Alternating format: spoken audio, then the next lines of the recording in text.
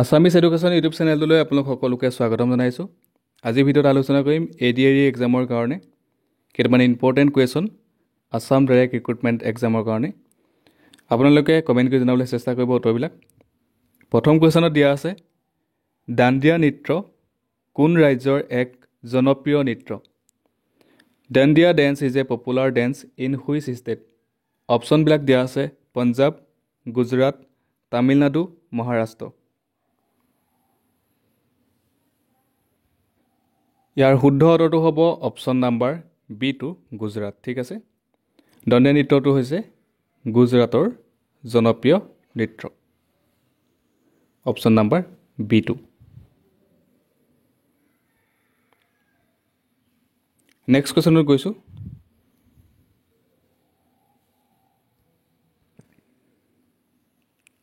ভাৰতত পোনপ্ৰথমে ভক্তি আন্দোলনৰ পাতনি মেলিছিল?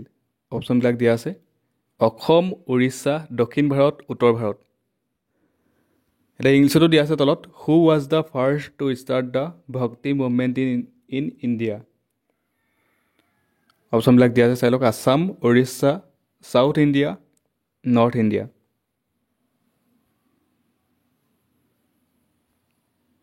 শুদ্ধ উত্তৰটো হৈছে অপশ্যন নাম্বাৰ C2 দক্ষিণ ভাৰত। ঠিক আছে, ছাউথ ইণ্ডিয়া। কুৱেশ্যন নাম্বাৰ 3, তলৰ কোনটো ভাষা ভাৰতৰ ধ্ৰুপদী ভাষা নহয়? Which of the following language is not a classical language of India? অপশ্যনবিলাক দিয়া আছে উৰিয়া, কানাড়া, মালায়ালম, মৈথিলী। ইয়াৰ শুদ্ধ উত্তৰটো হ'ব option number D2 Maithili.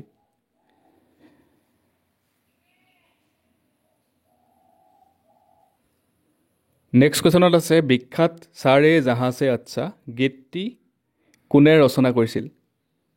Who compose the famous song চাৰে জাহাঁ সে আচ্ছা? অপশ্যনবিলাক দিয়া আছে জয়দেৱ, মহম্মদ ইকবাল, বংকিম চন্দ্ৰ চট্টোপাধ্যায়, ৰবীন্দ্ৰনাথ ঠাকুৰ।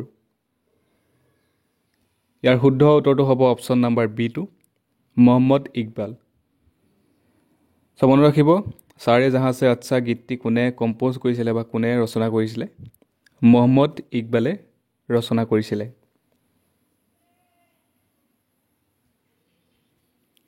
কুৱেশ্যন নাম্বাৰ 5ত আছে, তলৰ স্থাপত্য ভাস্কৰ্যসমূহৰ নিৰ্মাতাসকল একাদিক্ৰমে সজোৱা? অপশ্যনবিলাক দিয়া আছে, আপোনালোকে চাই লওক এবাৰ।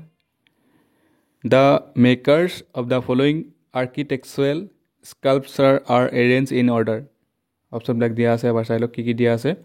তাজমহল দিয়া আছে, কুতুব মিনাৰ, শিৱদৌল, জয়দৌল, ইয়াতে এইফালে দ্বিতীয় আছে, আপোনালোকে দেখা পাইছে এইফালে। শ্বাহজাহান, ৰুদ্ৰসিংহ, কুতুবুদ্দিন, ৰাণী অম্বিকা। এইকেইটা সজাব লাগে।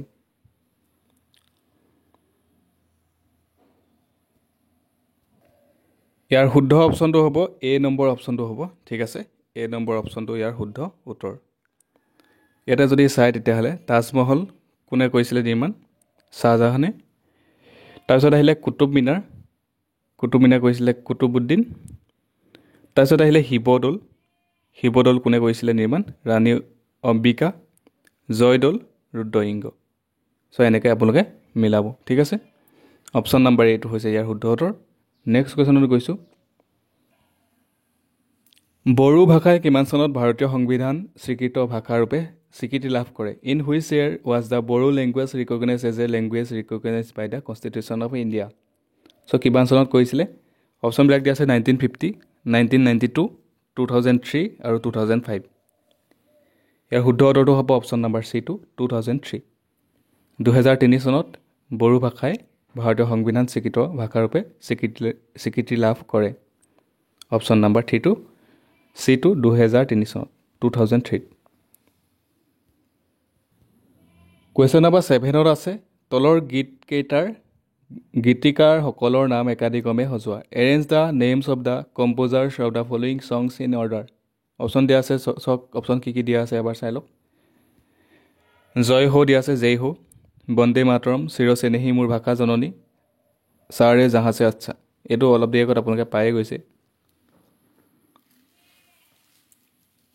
চ' এইপিনে দিয়া আছে বংকিম চন্দ্ৰ চেটাৰ্জী, A.R. ৰহমান, মিত্ৰদেৱ মহন্ত, মহম্মদ ইকবাল।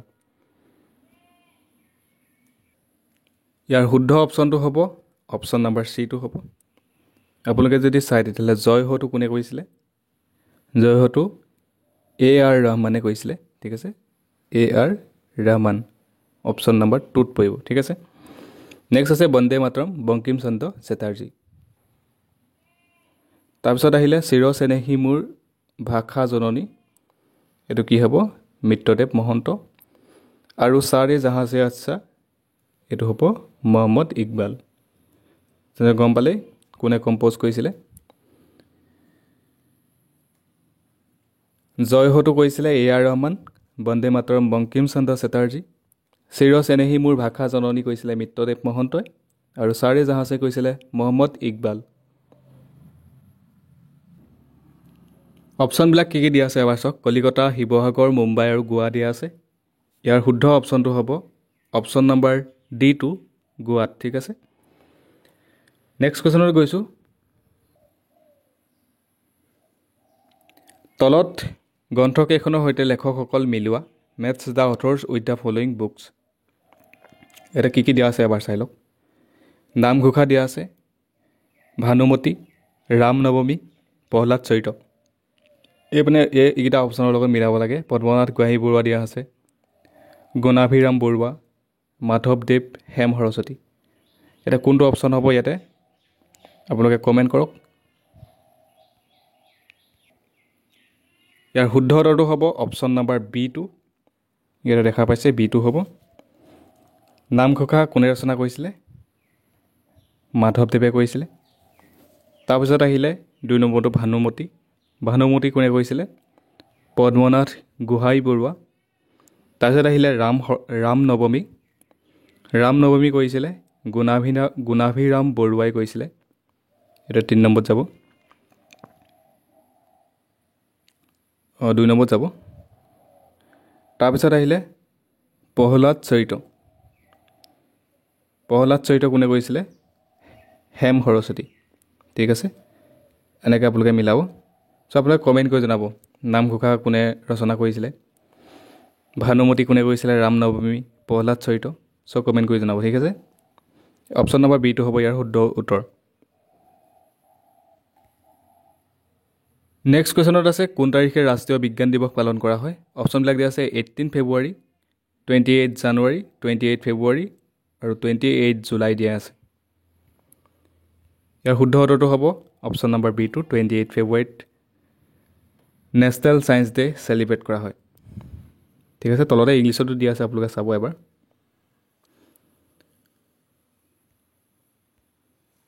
ফেব্ৰুৱাৰীত পালন কৰা হয় ৰাষ্ট্ৰীয় বিজ্ঞান দিৱস।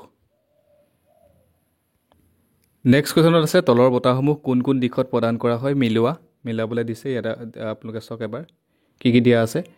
দাদা চাহেব ফাল্কে বঁটা, বুকাৰ বঁটা, অৰ্জুন বঁটা আৰু জ্ঞানপীঠ বঁটা। এইকেইটাৰ লগত মিলাব লাগে। এইকেইটা যোনকেইটা অপশ্যন আছে কিহৰ কাৰণে দিয়া হয়। অপশ্যন 1ত দিয়া আছে উপন্যাসৰ বাবে, ক্ৰীড়া ক্ষেত্ৰৰ বাবে, সাহিত্যৰ বাবে, চলচ্চিত্ৰৰ বাবে। এই গোটেইকেইটা মিলাব লাগে, ঠিক আছে। কোনটোৰ লগত কোনটো হ'ব আপোনালোকে মিলাই পেলাই কমেণ্ট কৰিব, ঠিক আছে। ইয়াৰ শুদ্ধ অপশ্যনটো মই কৈ দিছোঁ ডাইৰেক্ট। অপশ্যন নম্বৰ C2 হ'ব। দাদা চাহেব ফাল্কে বঁটা কিহৰ কাৰণে দিয়া হয়? চলচ্চিত্ৰৰ বাবে দিয়া হয়, ঠিক আছে। তাৰপিছত আহিলে বুকাৰ বঁটা, এইটো দিয়া হয় উপন্যাসৰ বাবে। তাৰপিছত আহিলে অৰ্জুন বঁটা। অৰ্জুন বঁটা দিয়া হয় ক্ৰীড়া ক্ষেত্ৰৰ বাবে, ঠিক আছে, খেল জগতত দিয়া হয়। জ্ঞানপীঠ বঁটা দিয়া হয় সাহিত্যৰ বাবে। চ' আপোনালোকে কোনটো বঁটা কিহৰ কাৰণে দিয়া হয় মনত ৰখাটো খুবেই প্ৰয়োজন। দাদা চাহেব ফাল্কে বঁটা কিহত দিয়া হয়? বুকাৰ বঁটা, অৰ্জুন বঁটা আৰু জ্ঞানপীঠ বঁটা। চ' অপশ্যন নম্বৰ C2 হৈছে ইয়াৰ শুদ্ধ উত্তৰ। কুৱেশ্যন নম্বৰ 12ত আছে অসমীয়া সাহিত্যৰ বেকন বুলি কোনজন সাহিত্যিকক কোৱা হয়? অপশ্যনবিলাক দিয়া আছে এবাৰ চাই লওক কি কি দিয়া আছে। হেমচন্দ্ৰ গোস্বামী, ৰঘুনাথ চৌধুৰী, সত্যনাথ বৰা, তৈলক্যনাথ গোস্বামী। তলতে ইংলিছতো দিয়া আছে, এবাৰ চাই ল'ব।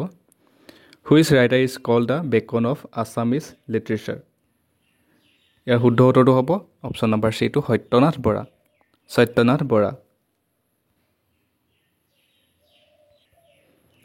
নেক্সট কুৱেশ্যনত গৈছোঁ কুৱেশ্যন নম্বৰ 13 অসমৰ কোন ঠাইত মহিলা বিশ্ববিদ্যালয় আছে অপশ্যনবিলাক দিয়া আছে Jorhat Barpeta Majuli Nagaon where in Assam is there a women university ইয়াৰ শুদ্ধ অপশ্যনটো হ'ব যোৰহাট ঠিক আছে যোৰহাটত আছে ওমেন ইউনিভাৰ্চিটি মহিলা বিশ্ববিদ্যালয় কুৱেশ্যন নম্বৰ 14 এছিয়া মহাদেশৰ প্ৰথম সাহিত্যৰ নোবেল বঁটা লাভ কৰা ব্যক্তিজন কোন অপশ্যনবিলাক দিয়া আছে Rabindranath Thakur Thomas Mann VH Naipaul আৰু অপশ্যন ডি দিয়া আছে মু ইয়ান ইয়াৰ শুদ্ধ অপশ্যনটো হ'ব option number 8 Rabindranath Thakur who was the first person in Asia to win the Nobel prize for literature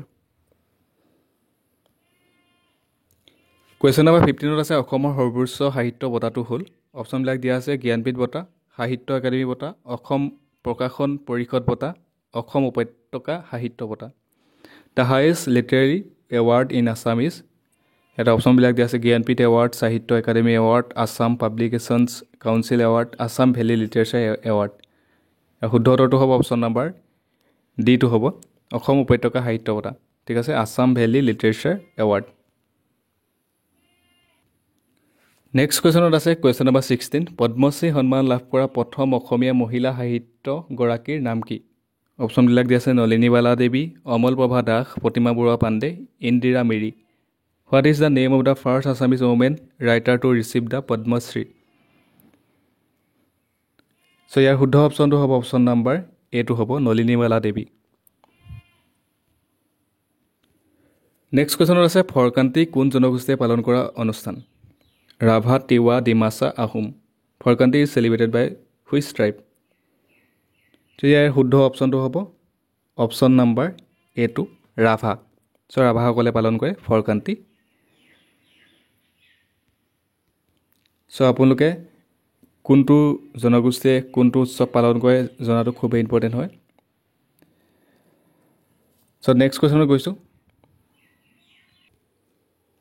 অ' মোৰ আপোনাৰ দেশ গীতটি কিমান চনত অসম চৰকাৰে ৰাজ্যিক গীতৰূপে স্বীকৃতি প্ৰদান কৰিছে in which year was the song O' Mur Apunar Desh recognise as the state anthem by the government of Assam অপশ্যনবিলাক দিয়া আছে 1972 1950 2013 2010 ইয়াৰ শুদ্ধ উত্তৰটো হ'ব অপশ্যন নম্বৰ চিটো 2013 চনত ঠিক আছে 2013ত 2013 চনত অসম চৰকাৰে অ' মোৰ আপোনাৰ দেশ গীতটি ৰাজ্যিক গীতৰূপে স্বীকৃতি প্ৰদান কৰিছে চ' মনত ৰাখিব 2013 চনত কুৱেশ্যন নম্বৰ 19ত আছে বৰ্তমান ভাৰত চৰকাৰৰ সাংস্কৃতিক বিভাগৰ মন্ত্ৰীগৰাকীৰ নাম কি what is the name of the present minister of culture government of India অপশ্যনবিলাক দিয়া আছে গজেন্দ্ৰ সিং শেখাৱত ধৰ্মেন্দ্ৰ প্ৰধান জিতেন্দ্ৰ সিং আৰু অপশ্যন দি দিয়া আছে পবিত্ৰ মাৰ্ঘেৰিটা ইয়াৰ ভিতৰত ইয়াৰ শুদ্ধ উত্তৰটো হ'ব অপশ্যন নম্বৰ এইটো গজেন্দ্ৰ সিং শেখাৱত চ' মনত ৰাখিব present minister of culture government of India হৈছে গজেন্দ্ৰ সিং শেখাৱত কুৱেশ্যন নম্বৰ 20 কাজিৰঙা ৰাষ্ট্ৰীয় উদ্যানে কিমান চনত বিশ্বৰ ঐতিহ্য ক্ষেত্ৰৰূপে স্বীকৃতি লাভ কৰে in which year was the Kaziranga national park recognise as a world heritage site 1983 1985 1986 2003 ইয়াৰ শুদ্ধ উত্তৰটো হ'ব অপশ্যন নম্বৰ বিটো 1985 1985 চনত কাজিৰঙা ৰাষ্ট্ৰীয় উদ্যানক বিশ্ব ঐতিহ্য ক্ষেত্ৰ ৰূপে স্বীকৃতি দিছিলে ঠিক আছে ৱৰ্ল্ড হেৰিটেজ চাইট হিচাপে ৰিকগনাইজ কৰা হৈছিলে 1985 চনত 1985ত চ' ধন্যবাদ আজিৰ ভিডিঅ'ত 20টা কুৱেশ্যন আলোচনা কৰিলোঁ আপোনালোকে যদি ভিডিঅ'টো ভাল পালে চেনেলটো ছাবস্ক্ৰাইব কৰিব নাপাহৰিব ভিডিঅ'টো লাইক কৰিব কমেণ্ট কৰিব আৰু সকলোকে শ্বেয়াৰ কৰি দিব ধন্যবাদ